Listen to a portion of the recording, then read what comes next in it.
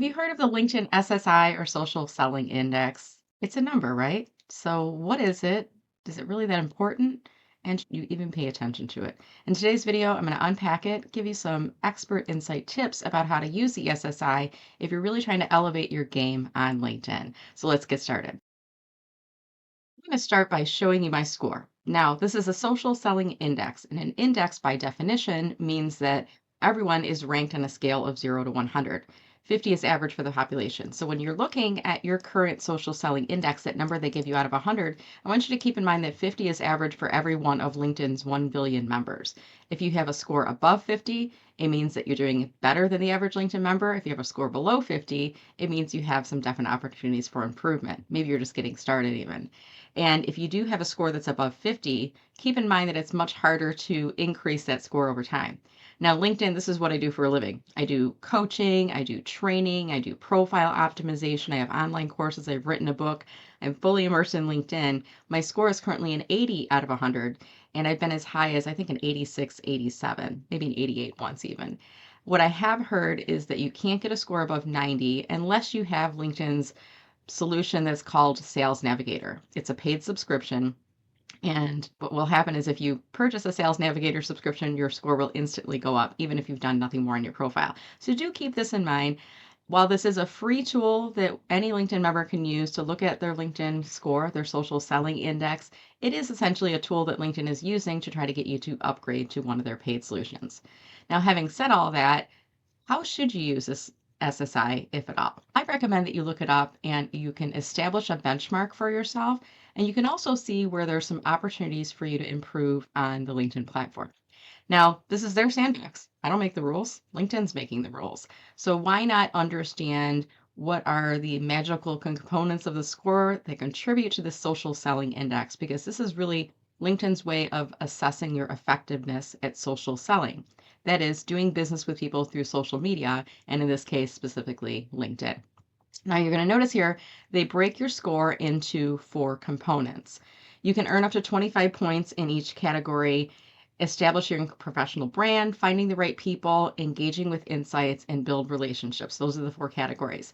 Now, most people I work with have the highest scores for establishing their brand and building relationships, and the lowest scores for finding the right people and engage with insights. It's very common.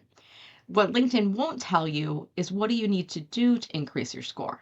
Now, if you click on this little question mark here, they give you some hints. Complete your profile with the customer in mind, becoming a thought leader, and publishing meaningful posts.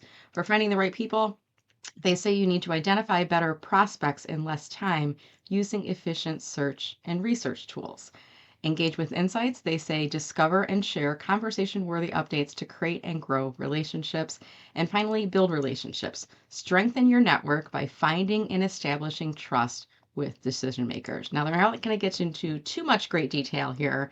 They want to leave it a little bit elusive, so to speak, in here. But pay attention to some of the keywords and phrases that are inside there. When I'm working with my clients, I give you the deep down dive and help you to assess and identify areas and how to improve that. Now, a couple more things before we leave this page.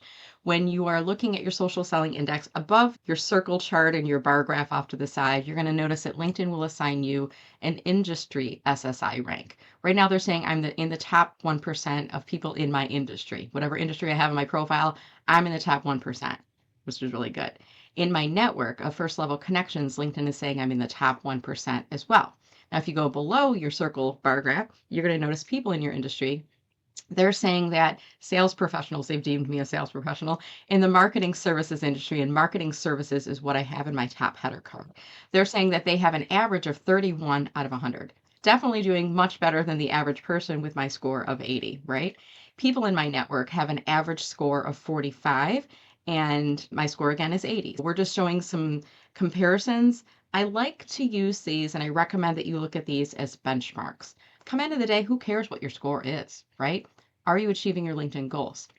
For many people, that is using LinkedIn to build their business, to create brand visibility, to get new clients, all those things, right? That's really what the social selling index is for. Now, if you're a job seeker, you certainly could look at the score just to see where there might be some opportunities for improvement, because really the categories in here, nothing is related to selling directly. It's really more of the softer side. It's the social selling that we're focusing on here. And I do the fact that Again, this is LinkedIn's sandbox, so why not use the data that they're providing us to understand how we can continue to improve and even look for some opportunities for growth on the platform. So that's that.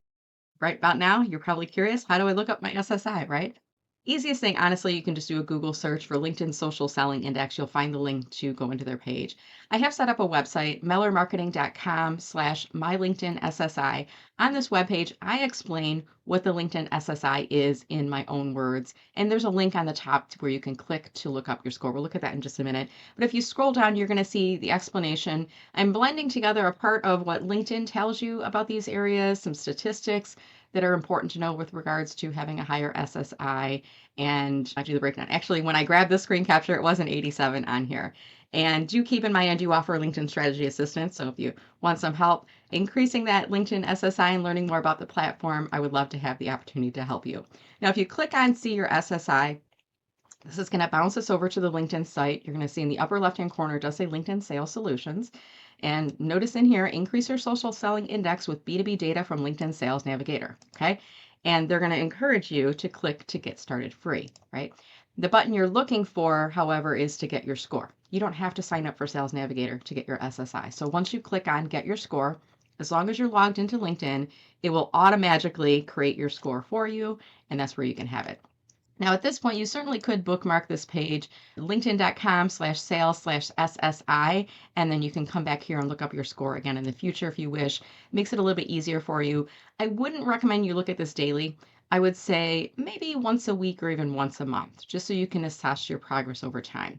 There's no trend line or historical data inside here, so if you're really trying to track this and track your progress, I'd recommend that you grab some screen captures or maybe keep your numbers in an Excel file somewhere. All right?